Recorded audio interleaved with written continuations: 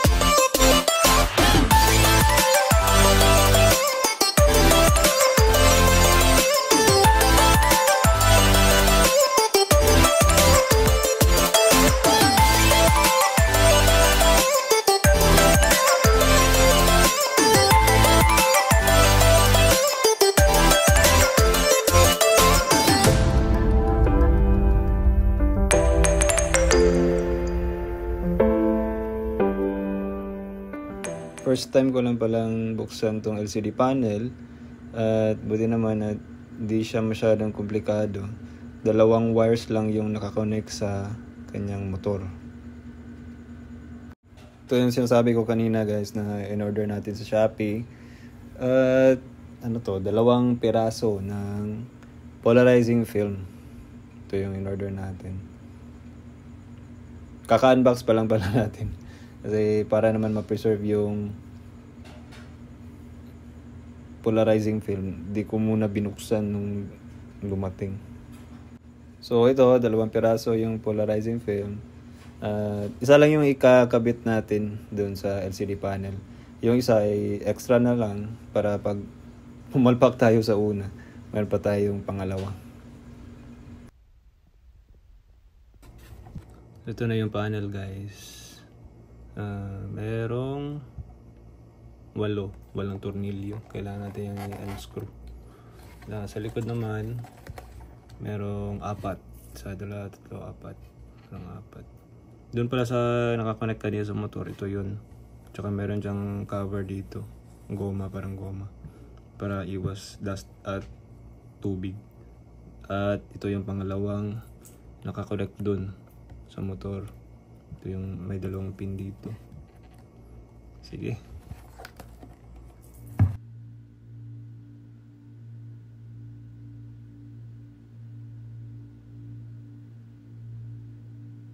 Pareho lang naman yung size niya guys. So kahit anong order ng ating pagkabit ulit, pwede na. Ayan, tanggalan siya guys. Ito lang, dali lang. So ito yung pinaka ano yan. Hindi ko alam kung anong tawag dito, pero tatawagan natin itong panel board. Panel board. Ganito pala siya guys. Kala ko yung sa ibang, yung sa mga YouTube videos lang yung puti. Sa akin rin pala, puti rin pala. Ito siya. So mag-ingat lang tayo dito sa pagkuha na yan. May gasket pala siya. Ito may gasket para anti-dust tsaka anti-water resistance. So ulitin natin yan mamaya.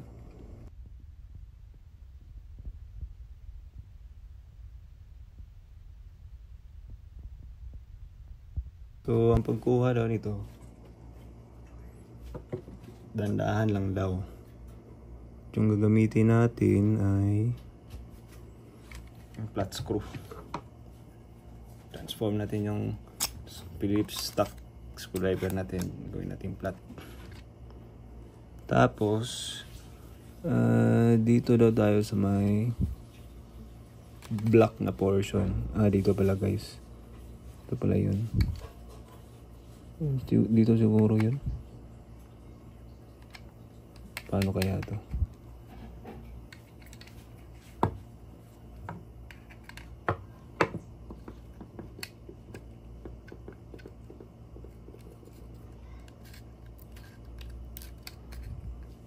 Kamayin na lang natin. Mataas naman yung kuko natin eh. Pero mag-ingat talaga tayo dito. Wala namang ibang screw. Parang wala namang... Wait. Mamaya na lang yan. So, paano ba to? Hindi ko talaga alam paano to guys. May hirap pala.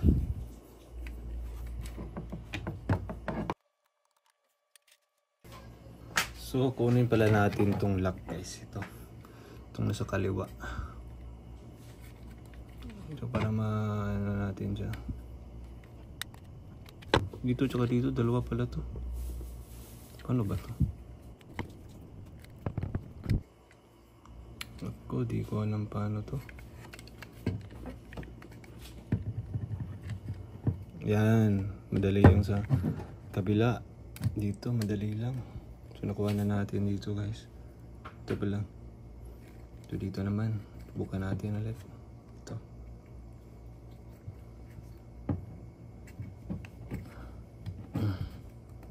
Yan.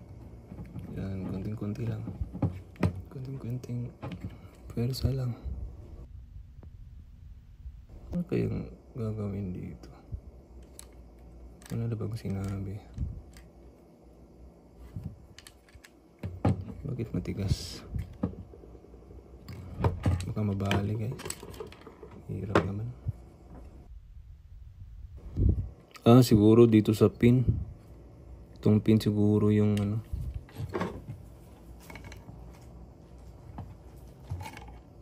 Dito dito sa may pino part, kailangan natin itong unahin.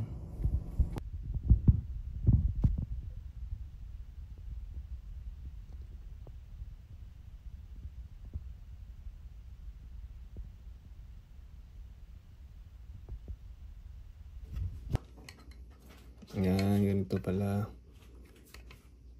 Ganyanin lang natin.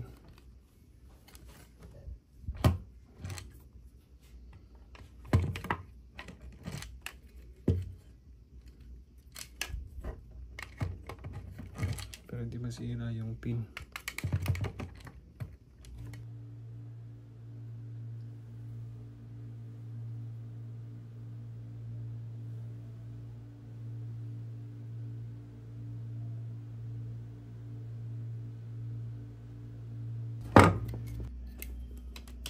Ano ba to?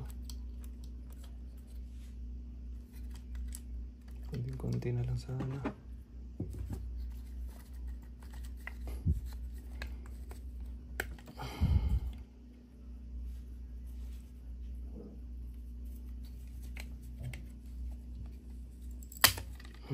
Yan. Kuha na.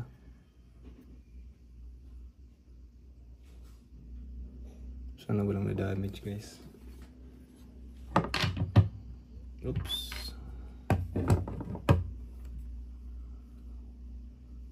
Pero parang may na ano tayo dito galing sa screwdriver.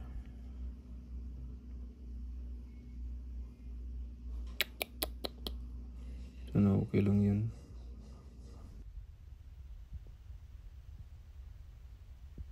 So, yan, natanggalan natin, guys. Hopefully gagana pa. Ganun ko siguro damage dito.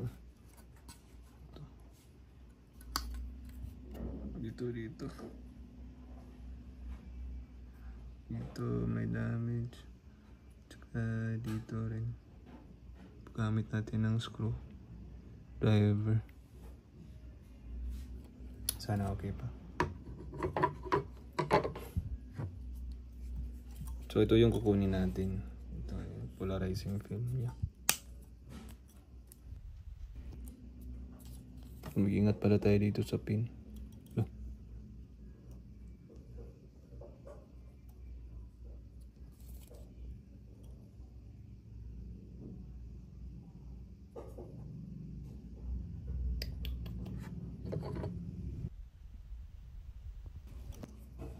Paano kaya itong makukuha?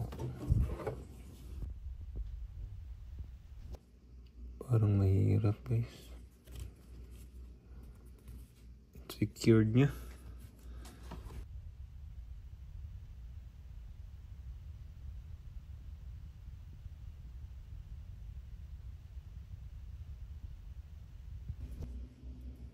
Parang ito lang yung kailangan natin kunin, ah. Guys, nag-move siya kasi, guys. Ito yun, oh. So, di na natin kailangan kunin to. Yung may back part.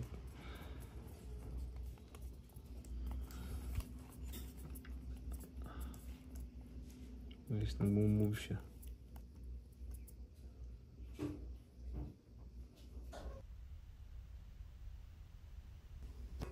Ano siya malalaglag?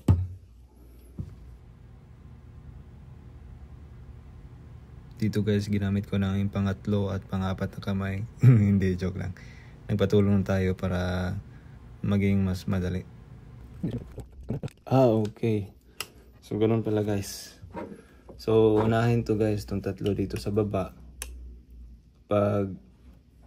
Pagka ganyan, pwede rin dito yung sa taas. So, yung tatlo lang pala dito, guys, sa baba.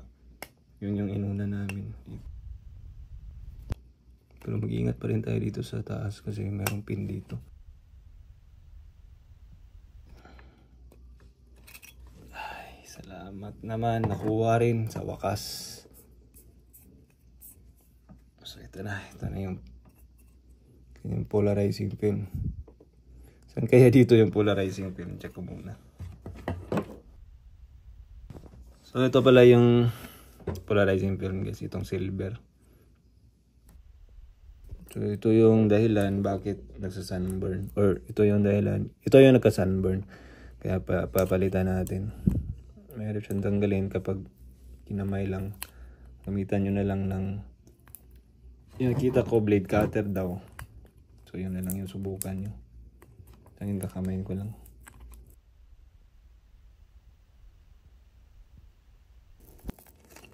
Ang baho niya. Para sang cutics. Yan guys, tanggal na natin. Pwede naman daw itong nababasa. So pwede nyo siya sabunin. Pero ako gagamitan ko na lang ng wet wipes. Tsaka ito yung polarizing film. Ito yung papalitan natin ng bago. Yung nabili natin sa Shopee. Ito yung papalit natin.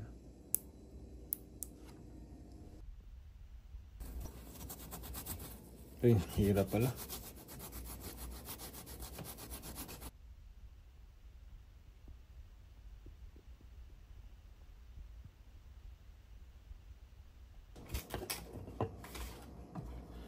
Ito guys, yung wipes na lang natin gamitin daw natin para may konting bula.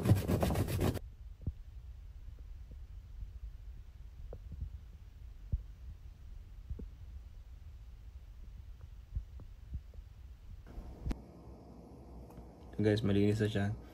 Kanina may residuto ng adhesive ng dating polarizing film na ginamitan na natin ng una, wet wipes, pero hindi siya masyadong nakakatanggal. Kaya shoe wipes na lang. Yung shoe wipes kasi may konting bula. Kaya natanggal natin kahit di natin ginamitan ng sabon at tubig.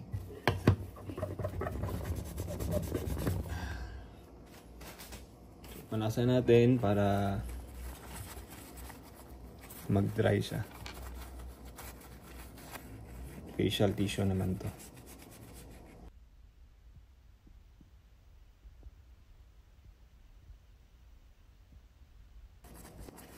Tsaka ikabit na natin guys yung bagong polarizing film. Ito. So 2 pieces yung in-order ko sa Shopee kasi pag palpak yung una natin ikakabit, may extra film pa na pwede rin gamitin.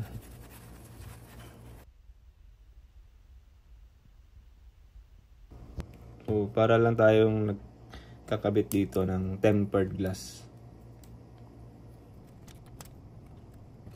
So guys, ganyan natin siya ikabit.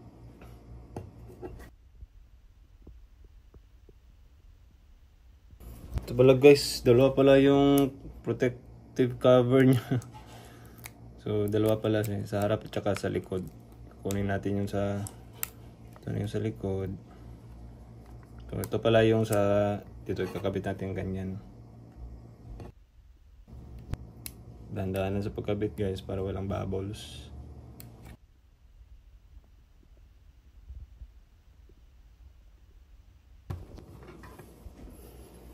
Yan guys.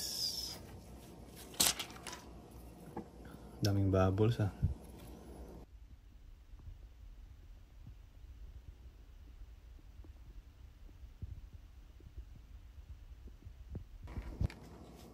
Para dito kailangan natin ng squeegee.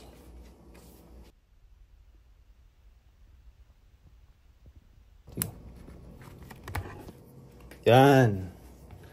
Kailangan pala natin ng acne patch. Yan, acne patch. Or kahit anong alternative guys na gagawin yung parang squeegee. Para dandahan at sigurado yung pagkakabit na walang bubbles. Kaya na to guys. Kaya na to. Pwede na to.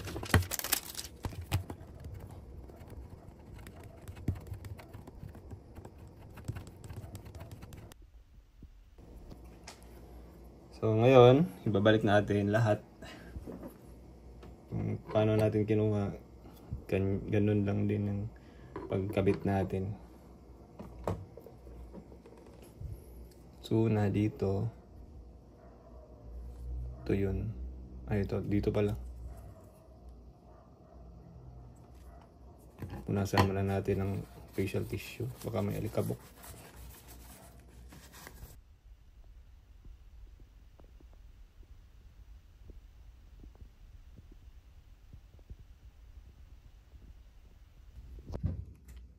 Buti na lang, wag natin kalimutan to guys. Itong black na, hindi ko alam anong tawag dito. Black na plastic. Yan. Kasi kailangan talaga niyong masauli dyan. Yung pin. Hindi ko alam pero parang okay lang ma-bend yung pins. Ito. Wag lang maputol. So, kabit na natin guys. Ito, tsaka dito.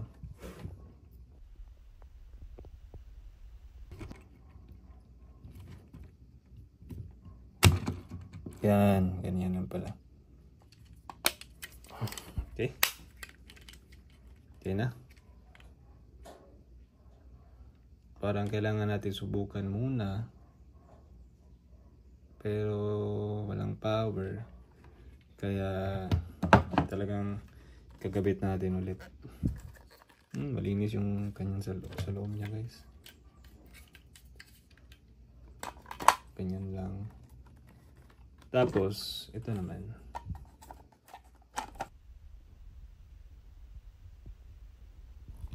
Parang dito ata yung gasket Yan. Diyan pala yung gasket. Diyan natin nalagay yung gasket. Dito sa gilid. Yan. Yan guys. Tapos na tayo. Nagkabit ng bagong polarized film. Transfer natin yung screwdriver natin. Bigyan natin ng tornilyo.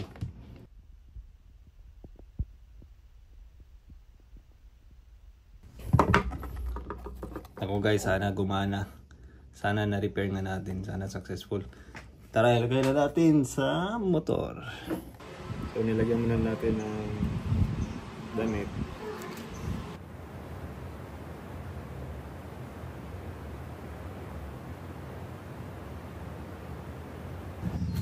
So ito guys, dalawa lang yung ikakabit natin, ito tsaka ito.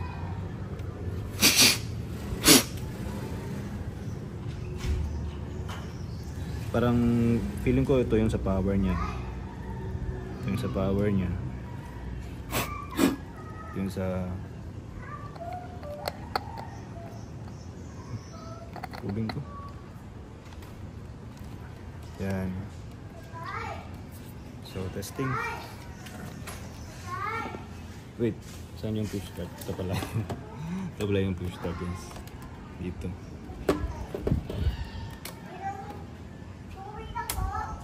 Wow! Yan. So guys, successful yung ano natin, experiment. Loh, may tornilyong hindi na kabit.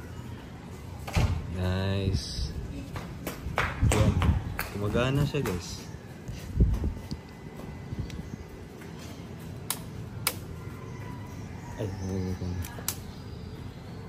So, dahil gumagana siya, pwede natin ikabit lahat.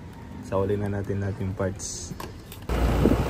So yan guys, back to normal na yung LCD panel ng Moda Airblade natin, 150. After siguro mga 1 or 2 months na ito, nagkaganon yung may sunburn yung LCD panel niya o may faded yung LCD panel. Pinakita natin at ngayon back to normal na.